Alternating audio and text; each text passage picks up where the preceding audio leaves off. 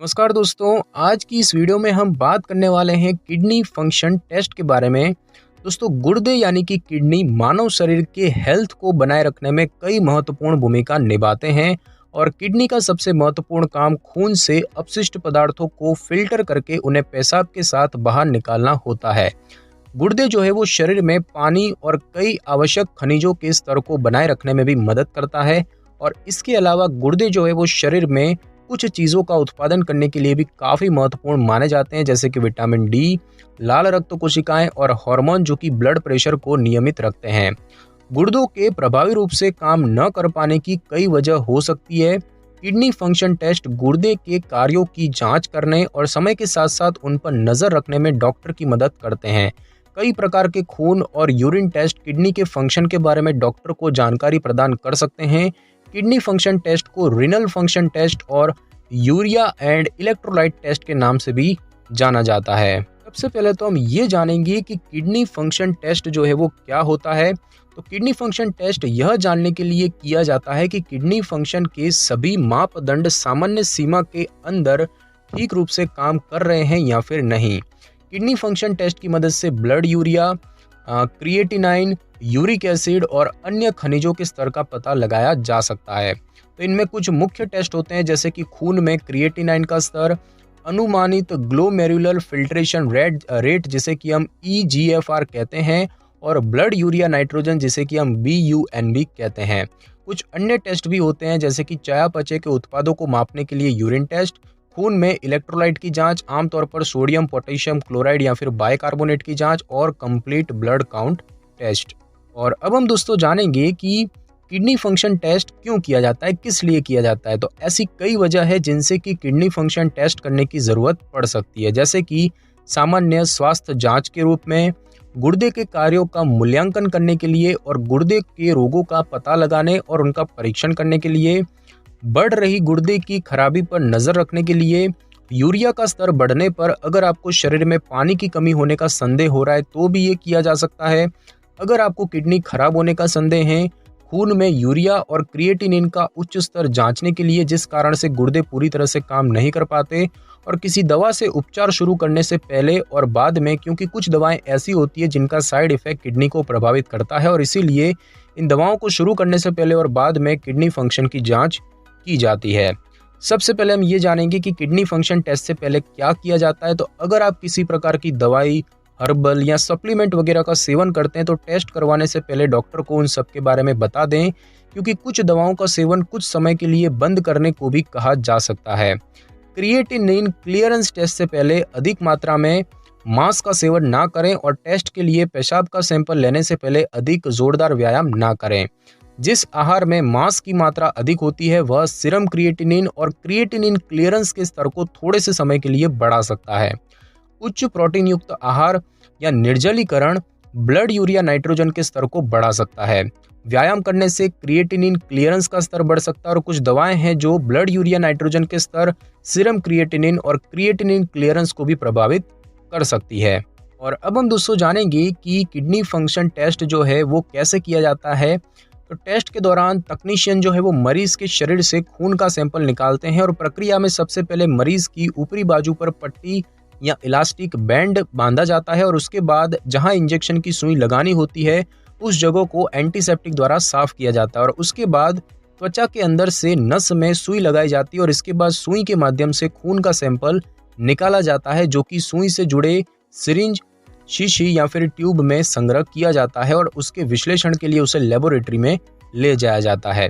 जब सुई लगाई जाती है तो थोड़ी चुभन या दर्द महसूस हो सकता है और सुई निकालने के बाद डॉक्टर उस जगह पर रुई का टुकड़ा रख देते हैं या बैंडेज लगा देते हैं ताकि खून बहने से रोका जाए और सुई वाली जगह में कुछ दिन के लिए नीला निशान पड़ सकता है। हालांकि इससे गंभीर और लंबे समय तक दर्द नहीं होता है।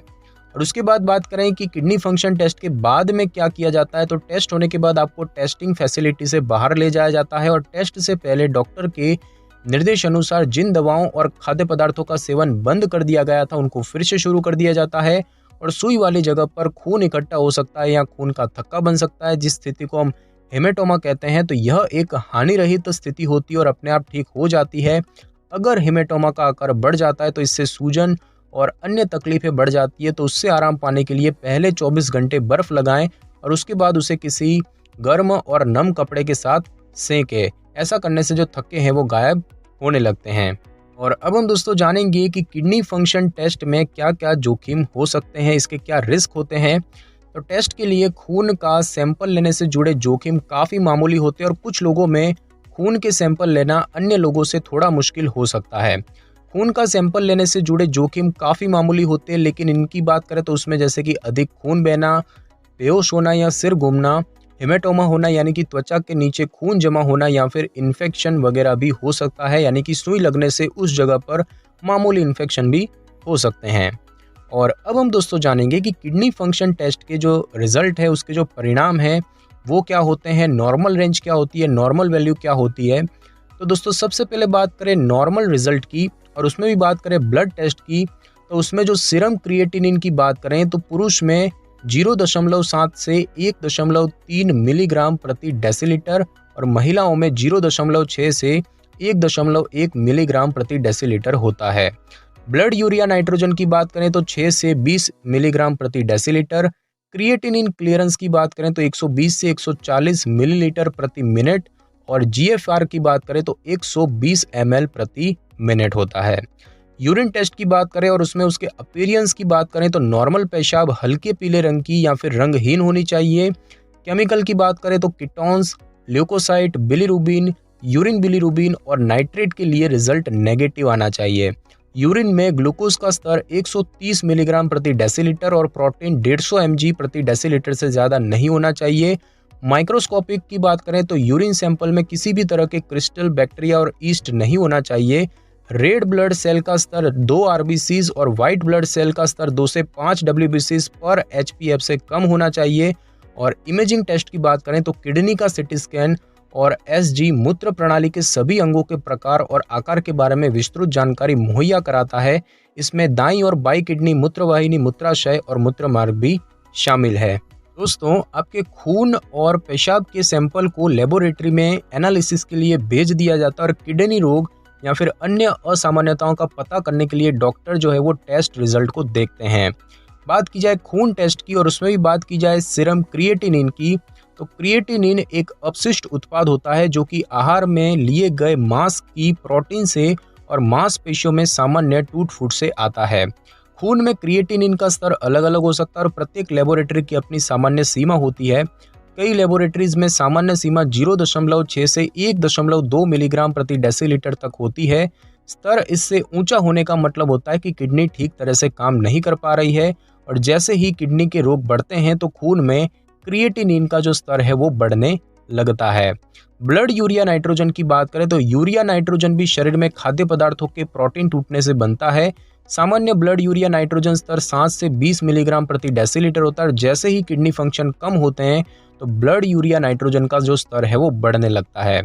और बात की जाए अनुमानित ग्लोमेरुलर फिल्ट्रेशन रेट यानी कि ईजीएफआर की, तो दोस्तों ये किडनी फंक्शन के लिए एक मार्गदर्शन प्रदान करता है। हालांकि खून में क्रिएटिनिन का स्तर भी किडनी फंक्शन के लिए मार्गदर्शन करता है, लेकिन अनुमानित ग्लोमेरुलर फिल्ट्रेशन रेट अधिक सटीक रिजल्ट देता है।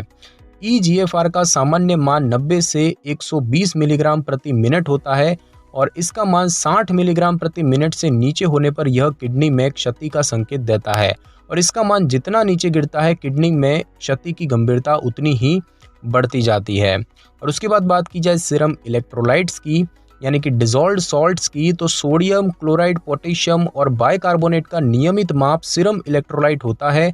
कभी कभी इनको इलेक्ट्रोलाइट के नाम से संदर्भित किया जाता है और किडनी की समस्या के कारण इनमें से किसी का भी असामान्य स्तर हो सकता है। और दोस्तों बात की जाए पेशाब के टेस्ट की, तो सबसे पहले बात करते हैं पेशाब के रंग की। पेशाब का रंग धुंधला होना किसी प्रकार के अंतर्निहित इन्फेक्शन का सूचक हो सकता है। पेशाब का रंग लाल या भूरा होना मूत्र इन्फेक्शन या किडनी की पुरानी बीमारी का संकेत हो सकता है। कुछ लोगों में पेशाब का रंग नारंगी भी देखा जाता है और सामान्य तौर पर ऐसी स्थिति रिफेम्पिसिन जैसी टीबी की दवाइयों के सेवन के कारण भी हो सकती है। इसके बाद दोस्तों बात की जाए केमिकल की, तो रोगी के कीटोन टेस्ट का परिणाम सकारात्मक आना डायबिटिक कीटोएसिडोसिस नामक एक गंभीर बीमारी का संकेत माना जाता है और इस स्थिति में सीरम सोडियम, पोटेशियम, कैल्शियम और क्लोराइड जैसे परीक्षणों को कराने की सलाह दी जाती है। पेशाब में ल्यूकोसाइट एस्टरेज और नाइट्रेट्स की उपस्थिति जीवाणु इन्फेक्शन की ओर इशारा करती है। पेशाब में ग्लूकोज की उच्च स्तर डायबिटीज मेलिटस और गर्भावस्था के दौरान देखा जा सकता है। और पेशाब में प्रोटीन का स्तर सामान्य से अधिक होना डायबिटिक मेलिटस, बुखार, नेफ्राइटिक सिंड्रोम, मल्टीपल माइलोमा और कुछ अन्य बीमारियों का संकेत हो सकता है। माइक्रोस्कोपिक जांच की बात करें तो आरबीसी की उपस्थिति sickle cell anaemia, renal cell carcinoma, prostatic hyperplasia या फिर गुर्दे की पथरी और अन्य समस्याओं का संकेत हो सकती है। डब्ल्यूबीसी की मात्रा बढ़ना इस तरफ इशारा करता है कि शरीर किसी इन्फेक्शन से लड़ रहा है। और वही क्रिस्टल की उपस्थिति गाउट या फिर किडनी की पथरी का संकेत हो सकती है। और इमेजिंग टेस्ट की बात करें तो इमेजिंग टेस्ट के माध्यम से ट्यूमर, पथरी और किडनी को रक्त की आपूर्ति ठीक से न हो पाने जैसी समस्याओं के बारे में जानने में आसानी होती है। उसके बाद दोस्तों बात की जाए कि किडनी फंक्शन टेस्ट आपको कब करवाना चाहिए, तो अगर आपको किडनी की समस्या से जुड़े कुछ संकेत और लक्षण महसूस हो रहे हैं तो आपको किडनी फंक्शन टेस्ट करवा लेना चाहिए। किडनी की समस्या से जुड़े संकेत और लक्षणों की बात करें तो उसमें है हाई ब्लड प्रेशर, पेशाब में खून आना, बार बार पेशाब आना, पेशाब करते समय शुरू में परेशानी होना, पेशाब करने में दर्द होना या फिर शरीर में द्रव बनने के कारण हाथों और पैरों में सूजन आना। एक लक्षण महसूस होना गंभीर स्थिति का संकेत नहीं देता है, लेकिन अगर एक साथ एक से ज्यादा लक्षण महसूस हो रहे हैं तो वे गुर्दों के ठीक तरीके से काम न कर पाने का संकेत देते हैं। किडनी फंक्शन टेस्ट इनके कारणों को निर्धारित करने में मदद कर सकता है। तो दोस्तों आज की इस वीडियो में बस इतना ही। अगर आपको मेरी ये वीडियो और जानकारी अच्छी लगी हो तो वीडियो को लाइक और शेयर कर दीजिए और कमेंट करना बिल्कुल भी ना भूलें। और अगर आप हमारी चैनल पर नए हैं तो चैनल को कर ले सब्सक्राइब और बेल आइकन के बटन को जरूर क्लिक कर ले ताकि मेरी नई वीडियो की नोटिफिकेशन सबसे पहले आपको मिल सके। Thanks for your time.